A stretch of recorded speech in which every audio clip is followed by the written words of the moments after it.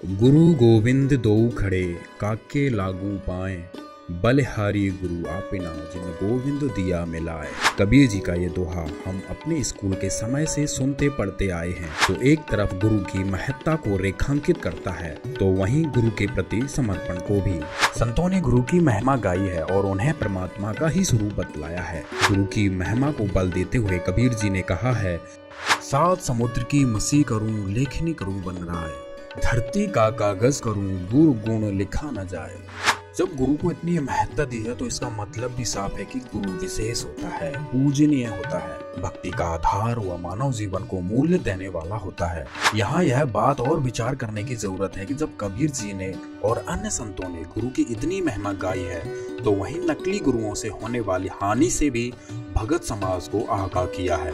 जैसे झूठे गुरु के लित्तर लाओ घर से काड़ घसीटे, उसके पीटे पाप नहीं है उसको निश्चय पीटे। सतगुरु पुरुष कबीर हैं चारों युग प्रवान, झूठे गुरुआ मर गए हो गए भूत मसान। आज गुरु पूर्णिमा के अवसर पर हम सदग्रंथों में वर्णित गुरु के गुणों की कसौटी पर वर्तमान के धर्म गुरुओं को कसने के प्रयास करेंगे व जानेंगे कि वास्तविक वे गुरु हैं भी कि नहीं, क्योंकि गुरु की जो महत्ता है वो पूर्ण गुरु की है। इसलिए हमारा यह जानना बेहद जरूरी है कि कौन है पूर्ण गुरु।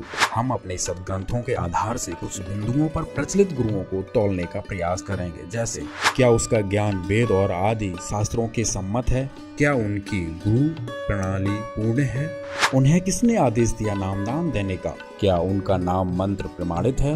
इन सभी बिंदुओं पर जो पूरा उतरेगा वह पूर्ण गुरु है। चलिए हम अपने इस सफर को शुरू करते हैं राधा स्वामी पंथ से।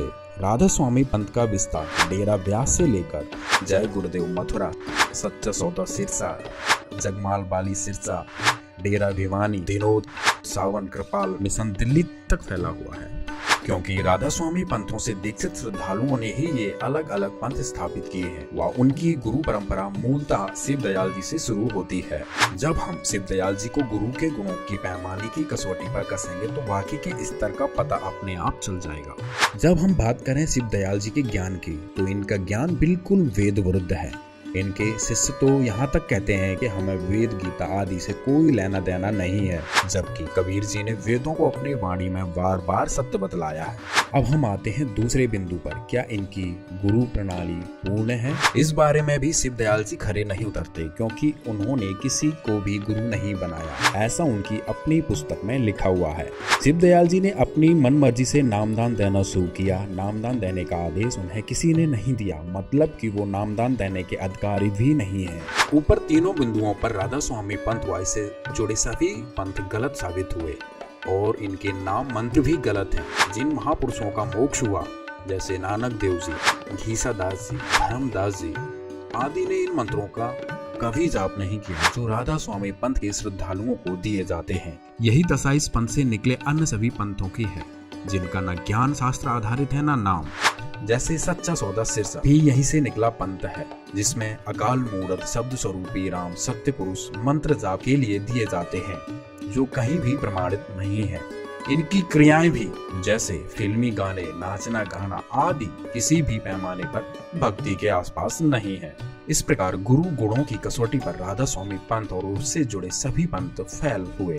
प्रिय दर्शकों, हम साथ ही यह भी बता देना चाहते हैं कि हमारा उद्देश्य किसी भी प्रकार से दुख पहुंचाना नहीं, बल्कि सत्य को आप तक पहुंचाना है। इस कारण हमारे इस परमार्थी प्रयास को अन्यथा मत लें। गुरु जांचने के सफर में हम आ गए हैं श्री आसाराम जी के पास। आसाराम जी का ज्ञान वेदों से नहीं मेल खाता, और जिसका ज्ञान वेदों से मेल नहीं खाता वो पूर्ण गुरु कैसे हो सकता है। अपने पवित्र पुराणों में भी देवताओं के आपसी संवाद में वेद की महत्ता सत्यता का जिक्र है। कबीर जी भी कहते हैं, वेद कतेब झूठे नहीं भाई, झूठे हैं जो समझे ना है। मतलब कि वेद से हटकर ज्ञान देने वाला गुरु सत्य नहीं हो सकता। तो फिर आसाराम जी भी इस कसौटी पर फेल हुए। सुधांशु जी महाराज जो विश्व जागृति मिशन के संस्थापक हैं, के साथ भी लाखों श्रद्धालु जुड़े हुए हैं, लेकिन जब इनके ज्ञान को सदग्रंथों के प्रकाश में तोला गया तो इनके गुरु होने के बारे में भी प्रश्न चिन्ह लगा दिए। सतगुरु वो होता है जो शास्त्रों के ज्ञान को आगे बढ़ाए, लेकिन सुधांशु जी तो शास्त्रों का नाम लेकर मनमाना आचरण ही भगत समाज को बतला रहे हैं। सुधांशु जी तीनों देवताओं ब्रह्मा, विष्णु, महेश जी की पूजा दृढ़ करते हैं इसका वर्णन न गीता जी में है न वेदों में, बल्कि गीता जी में तो इनकी पूजा करने वालों को मूर्ख व नीच कहा है। अब आगे आप समझदार हैं, निर्णय खुद कर सकते हैं। अब बात करते हैं निर्मल बाबा। निर्मल बाबा से तो आप अच्छी तरह परिचित हैं ही कि क्या साधना बताते हैं। हरी चटनी के साथ समोसा खाओ, पत्नी को कहीं घुमा के लाओ, भैरव बाबा को दारू पिलाओ, आदि आदि। अब ये तो ना भक्ति के पास है ना भगवान की, बल्कि इस तरह के गुरु तो साधक के मानव जीवन के घोर नाशक हैं, क्योंकि ये ना तो अपने भक्तों के हृदय में मानव जीवन की महत्ता स्थापित कर सकते हैं, ना अपने कल्याण का और ना उनके कल्याण का मार्गदर्शन, क्योंकि ये खुद ही भ्रमित हैं। इनका ज्ञान वेदों से या किसी भी संत से नहीं मिलता, या यूं कहें इन्हें ज्ञान है ही नहीं तो गुरु कहे के हैं। अब बात करते हैं महर्षि दयानंद जी की। महर्षि दयानंद जी को तो बहुत से लोग अपना आध्यात्मिक आदर्श मानते हैं व उनके द्वारा लिखी गई सत्यार्थ प्रकाश को अपना भक्ति का आधार मानते हैं। भले ही जहाँ कहीं भी स्वामी दयानंद जी की तस्वीर हो, उसके साथ वेदों को रखा जाता है, यह मानकर कि ये वेदों के पूर्ण विद्वान थे। लेकिन जब सत्यार्थ प्रकाश को वेदों के ज्ञान की रोशनी में देखोगे तो आपको ये एक निरर्थक पुस्तक लगेगी जो बिल्कुल वेदों के विरुद्ध है। जैसे सत्यार्थ प्रकाश में लिखा है कि परमात्मा निराकार है, जबकि वेद कहते हैं कि परमात्मा साकार है, निराकार है। स्वामी दयानंद सत्यार्थ प्रकाश में लिखते हैं कि परमात्मा साधक के पाप नाश नहीं कर सकता, जबकि वेदों में ढेरों जगह लिखा है कि परमात्मा साधक के घोर पाप का भी नाश कर सकता है। इसी तरह की और भी बहुत सी बातें प्रमाणित करती हैं कि स्वामी दयानंद का ज्ञान भी वेद विरुद्ध था व ये किसी भी स्तर पर इस कसौटी पर पूर्ण नहीं उतरते। प्रिय दर्शकों, आप भी अपने गुरु को अपने सदग्रंथों में वर्णित कसौटी पर कस सकते हैं। आखिर मानव जीवन इतना सस्ता तो नहीं है। अब हम बात करते हैं संत रामपाल जी महाराज जी की। हमने अपने अवलोकन में पाया कि संत रामपाल जी का ज्ञान पूरी तरह सदग्रंथों से, जैसे वेद, गीता, कुरान, पुराण, बाइबल आदि पर आधारित है। अपने सत्संगों में ये प्रोजेक्टर के माध्यम से भगत समाज को उन सभी सदग्रंथों से रूबरू करते हैं जो भक्ति के आधार है। गुरु प्रणाली की बात करें तो इनके गुरु प्रणाली कबीर जी से शुरू होकर महापुरुषों से होती हुई स्वामी रामदेवानंद जी के माध्यम से संत रामपाल जी तक आई, मतलब गुरु प्रणाली पूर्ण है। संत रामपाल जी को 1994 में स्वामी रामदेवानंद जी ने नाम दान देने का आदेश दिया, मतलब कि यह कोई मनमाना पंथ भी नहीं है। जहाँ तक नाम मंत्र की बात है, संत रामपाल जी वही मंत्र नाम जाप के देते हैं जो प्रमाणित हैं। वह जिन महापुरुषों का मोक्ष हुआ उन्होंने भी इन्हीं मंत्रों का जाप किया, ऐसा संत रामपाल जी अपने प्रवचनों में प्रमाण सहित दिखलाते हैं। आज के अपने विश्लेषण में हमने देखा कि पूर्ण गुरु की कसौटी पर एकमात्र संत रामपाल जी ही पूर्ण उतरते हैं, क्योंकि उन्हीं का ज्ञान सभी शास्त्रों से प्रमाणित है। उनकी गुरु प्रणाली पूर्ण है, उन्हें नामदान देने का आदेश भी है। यहाँ एक बात और स्पष्ट करते हैं कि कबीर जी जब 600 साल पहले आए थे, तब किसी विषय पर धर्मदास जी की चिंता का निवारण करते हुए कहा था कि मेरे जाने के बाद 12 कबीर पंथ चलेंगे, जिनमें 12वां पंथ गरीबदास जी का होगा। उस गरीबदास जी वाले पंथ में मैं खुद चलकर आऊंगा और सभी पंथों को मिटाकर एक यथार्थ कबीर पंथ चलाऊंगा। संत रामपाल जी का निकास भी उसी गरीबदास के पंथ से हुआ है और वही सभी पंथों के अज्ञान को जनता के सामने उजागर कर शास्त्र आधारित भक्ति समाज में स्थापित कर रहे हैं। तो आप समझ गए होंगे कि पूर्ण गुरु कौन है। आखिर संत रामपाल जी ही वो पूर्ण गुरु हैं जो जगत के मानव कल्याण के लिए पृथ्वी पर आए हुए हैं। समझदार को संकेत ही पर्याप्त है। धन्यवाद। यहाँ गीता जी अध्याय नंबर 15 के श्लोक नंबर 1 में लिखा कि ऊपर को जड़ वाला, नीचे को तीनों गुण रूपी शाखा वाला, ये उल्टा लटका हुआ संसार रूपी वृक्ष है। और जो संत इसके सभी विभाग बता देगा, पत्तों सहित जड़ से लेकर पत्तों तक, तना कौन भगवान है फॉर एग्जाम्पल है, और जड़ कौन भगवान है इस संसार रूपी वृक्ष की। जड़ मीन जिससे सभी क्रियाएं हों, जिससे सबकी उत्पत्ति हुई हो, जो सबका जनक है और सबका धारण पोषण करने वाला, सबका पिता है, वो जड़ रूपी परमात्मा है। वो परम अक्षर ब्रह्म है। और तना जो है ये अक्षर ब्रह्म है, और उससे निकली हुई मोटी डार समझो ये सर्व ब्रह्म है। और उस सर्व ब्रह्म का यानी डार का 3 शाखाएं हैं, ये रजगुण ब्रह्मा, सतगुण विष्णु, तमगुण शिव जी रूपी शाखाएं हैं, और हम पात रूप संसार। तो परमात्मा ने आकर बताई थी सच्चिदानंद घन ब्रह्म की वाणी में, उस तत्व ज्ञान में बताया कि अक्षर पुरुष एक पेड़ है, निरंजन वा की डार, और तीनों देवा शाखा है, ये पात रूप संसार। गीता ज्ञान दाता कहता है कि जब तुझे तत्वदर्शी संत प्राप्त हो जा, उसके पश्चात 15वें अध्याय के 4थे श्लोक में कहा कि उसके पश्चात परमेश्वर के उस परम पद की खोज करनी चाहिए, जहां जाने के बाद साधक फिर कभी लौटकर संसार में नहीं आते। अर्थात वो पूर्ण मोक्ष प्राप्त कर जाते हैं, उनके सब संकट मिट जाते हैं। और फिर कहता है कि जिस परमेश्वर ने अपने से अन्य परमेश्वर के बारे में कह रहा है कि जिस परमेश्वर से संसार रूपी वृक्ष की प्रवृत्ति विस्तार को प्राप्त हुई है, अर्थात जिसने सभी ब्रह्मांडों की रचना, सभी आत्माओं की रचना की है, और उसी की भक्ति कर, नथिंग एल्स। गीता ज्ञानदाता कहता है कि उसी की भक्ति कर, मैं भी उसी की शरण में हूं और सबकी पूजाएं त्याग दे तू। 15वें अध्याय के 16 और 17 में 3 प्रभु, सर्वपुरुष, अक्षर पुरुष और परम अक्षर पुरुष, सर्वब्रह्म, अक्षर ब्रह्म, परम अक्षर ब्रह्म, इन तीनों की जानकारी विस्तार से है। पुण्यात्माओं, गीता जी अध्याय नंबर 7 के श्लोक नंबर 5 और 7 में गीता ज्ञानदाता कहता है, मेरी भक्ति कर, मुझे प्राप्त होगा, लेकिन शांति कति नहीं, युद्ध भी करना होगा, युद्ध भी कर, मेरा स्मरण भी कर। और यदि गीता जी अध्याय नंबर 18 के श्लोक नंबर 62 में कहा कि तुम परम शांति चाहिए, सनातन परम धाम चाहिए, तो उस परमेश्वर की शरण में जा। किसकी में? परम अक्षर ब्रह्म की शरण में जा। अपनी साधना बताता 8वें अध्याय के 13वें श्लोक में गीता जी में कि ओम इति एकाक्षरम ब्रह्म व्यवहारं माम अनुस्मरण ये प्रयाति तदम देहम स याति परमाम गतिम। माम ब्रह्म, मुझ ब्रह्म का केवल एक ओम मंत्र है, नथिंग एल्स। और इसका सुमरण कर अंतिम श्वास तक। इससे ओम नाम से मिलने वाली परम गति यानी ब्रह्मलोक प्राप्ति होगी। लेकिन ब्रह्मलोक में गए हुए प्राणी भी फिर जन्म मृत्यु में आते हैं, पूर्ण मोक्ष नहीं। गीता जी अध्याय नंबर 8 के श्लोक नंबर 16 में। यहाँ अनुवादकर्ताओं ने थोड़ी सी गड़बड़ी कर रखी है। उन्होंने अनुवाद ये कर दिया कि ब्रह्मलोक पर्यंत, ये तो ठीक कर दिया कि गए हुए प्राणी भी पुनर्वर्ती में हैं। अनुवाद उन्होंने वहाँ कर गलत कर रखा है कि मुझे प्राप्त प्राणी का फिर पुनर्जन्म नहीं होता। नहीं, उसका अर्थ ये बनता है कि जो ये नहीं जानते कि ब्रह्मलोक पर्यंत भी सभी पुनरावर्ती में है, वो मुझे प्राप्त भी पुनर्जन्म को प्राप्त होते हैं।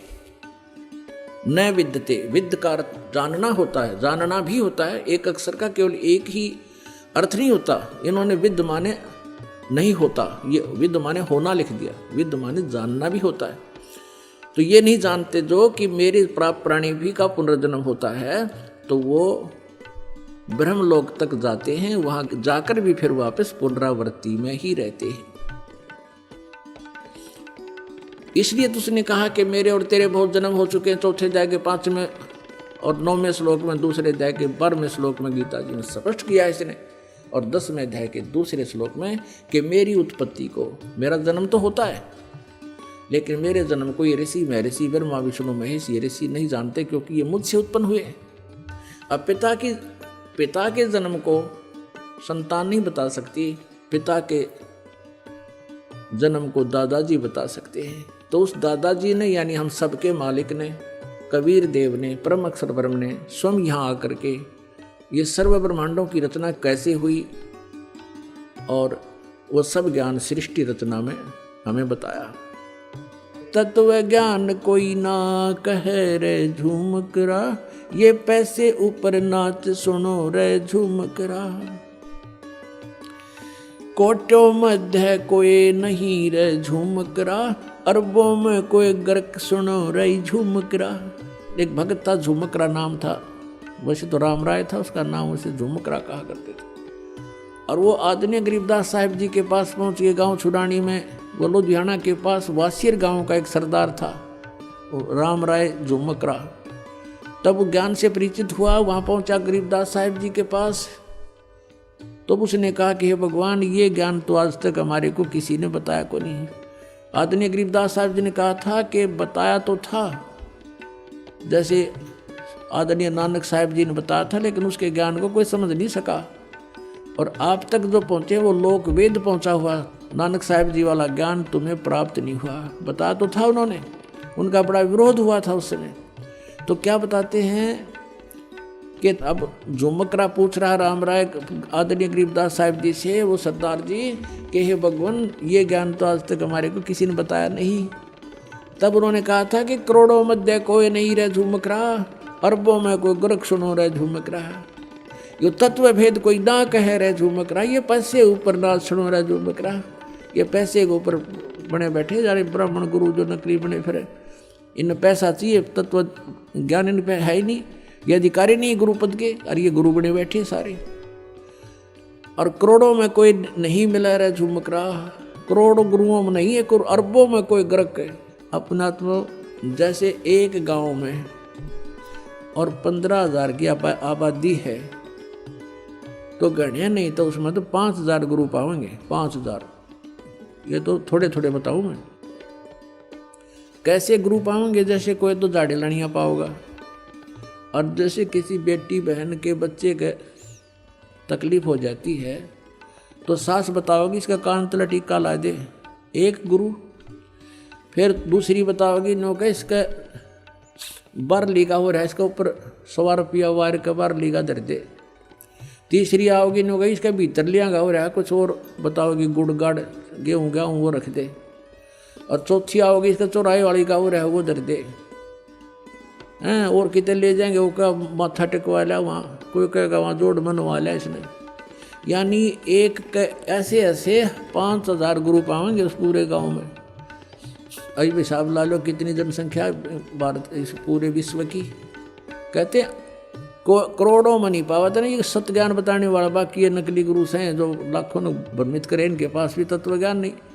तो कहते कोटों में दे कोई नहीं रे झुमकरा, अरबों में कोई गर्क सुनो रे झुमकरा। अरबों में, उसमें अरबों में गर्क गरीबदास जी थे, आदरणीय गरीबदास साहिब जी, उसकी कोई सुना नहीं था। अरबों यानी पूरे विश्व में एक है। तो अरबों में आज इस दास के ऊपर कृपा है, इस परमपिता परमेश्वर कबीर भगवान की। इस पृथ्वी पर इस दास के अतिरिक्त तत्व ज्ञान से परिचित नहीं है। उनके पास ये गर्क का अर्थ होता है, यानी सब तरह से कंप्लीट। जो कह रहा अच्छा गर्क है भाई, यानी कोई चीज को ठोक ठोक कर रखा हो ना बोरी में, जो कति गर्क ठोक रखा भाई, खांड में रखी हो और भी।